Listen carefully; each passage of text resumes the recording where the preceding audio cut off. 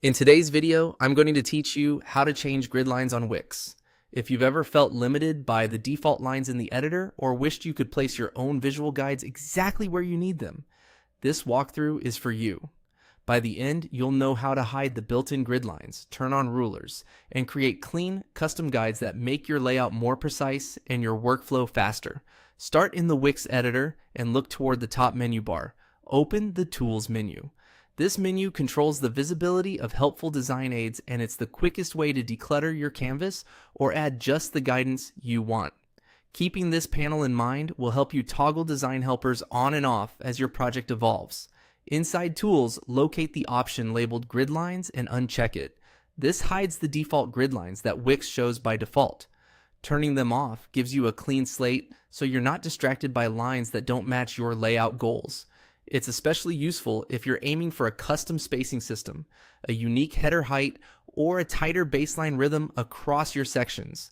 Next, in that same Tools menu, click Rulers to turn them on. Rulers are measurement bars that provide a visual scale along your editing area, and they're the key to placing your own guides at consistent positions.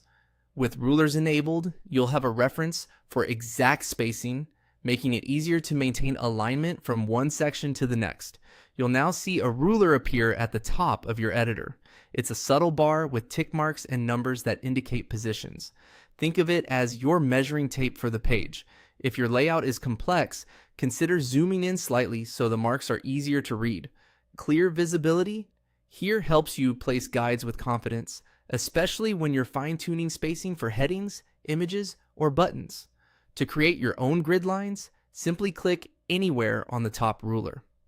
A horizontal guide will appear across your canvas at the exact point you clicked, giving you a crisp reference line to align elements. Add guides where you want consistent spacing, such as the top of a hero image, the baseline of a heading, or the start of a content block. If you're building a modular layout, place several guides to define your vertical rhythm and keep sections uniform. As you move elements around, use these guides as visual anchors so everything feels intentional, balanced, and repeatable across pages. That's it. Tools, uncheck grid lines, enable rulers, then click the ruler to drop your own guides. With these steps, you'll design with accuracy and clarity every time.